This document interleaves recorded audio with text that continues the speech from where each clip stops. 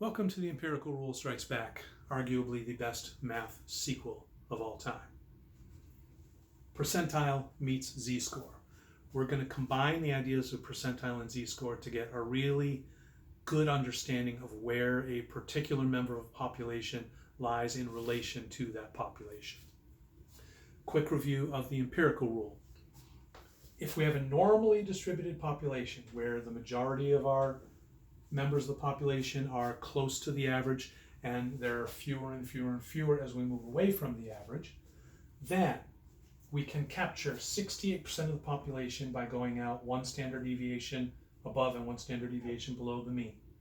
If we go out another standard deviation, we catch 95%, and if we go out another standard deviation, we're just going to round that off to all. It's virtually all, or 99.7. We're just doing estimations here, so we're not going to worry about 0.3%.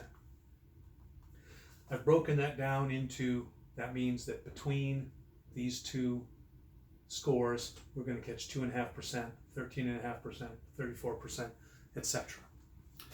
Now I want to put the numbers back up for IQs just because that helps us intuitively to have an example to think about. So our average IQ score is 100. By definition, that's the way the IQ is defined. If we go up one standard deviation, we're at 115. Down one standard deviation is at 85. Up another one would be 130. Down another to 70.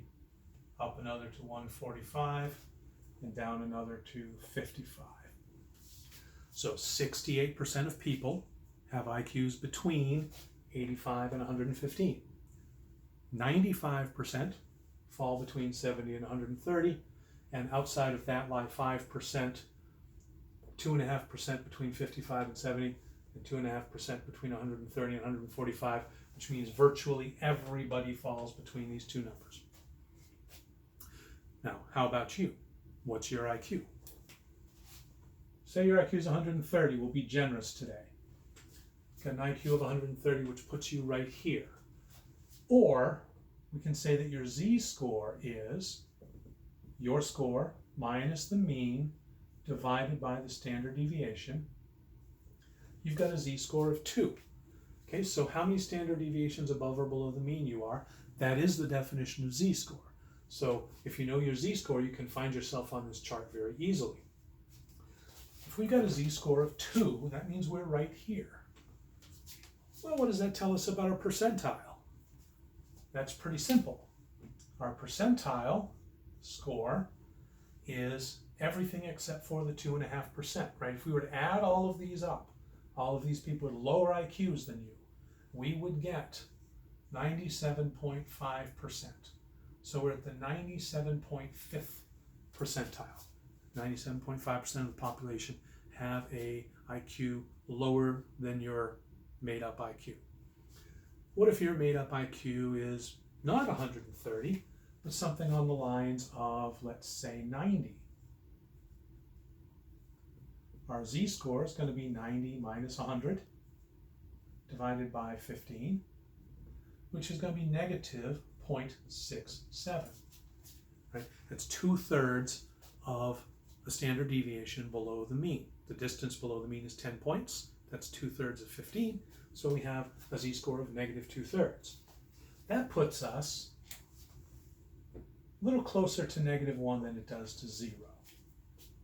Right, so what population or what percent of the population falls below us now? We've got the 2.5 there, we get the 13.5 there, that adds up to 16, and then we've got some portion of this piece here. You don't need to try and be precise here. We're looking for an intuitive connection between the z-score and the percentile score. So I'm just going to say maybe about 10 of those 34%. So I've got 26% there plus 10%. That's going to be, that's 16% plus about 10%. That's going to be about the 26th percentile. So if you've got an IQ of 90, you have a higher IQ than about 26% of the population, a lower IQ than about the other 74%. What if your IQ is exactly 100? I don't even want to bother writing out the numbers here. If your IQ is dead average, then your z-score is 0 because you're not above or below the mean at all. Remember, z-score is how many standard deviations above or below the mean you are. So if you're at 100, you're right at the average, and you're at the 50th percentile, because 50% is below, 50% is above. One more. I took an IQ test once, and I scored 142. I should elaborate. I've taken many, many IQ tests in my life. And of all the scores I ever got on them, I trust this one the most because it's by far bigger than the rest of them. So I'm going to go with 142. I think it was in Mad Magazine, this particular IQ test. I don't remember exactly. So what's my z-score? My z-score is 142 minus 100 is 42, divided by 15. And that is 42 divided by 15 is 2.8. And what you should be thinking to yourself right now, what you should be thinking, is somebody with an IQ of 142 that teaches college level math should not need to grab a calculator to do that particular division. So that right there is evidence that that IQ test was not a very good IQ test. But a z-score of 2.8 would be fairly close to 3, so that would put me in maybe the 99th percentile. Higher IQ than 99% of the population. Since IQs are typically written by math-type people, wouldn't it make sense the college math professor should score fairly well on at least one of the multiple IQ tests he's taken in his life?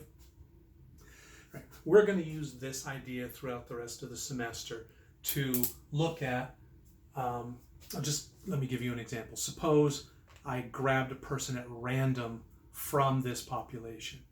What's the probability they're going to have an IQ of over 150? No.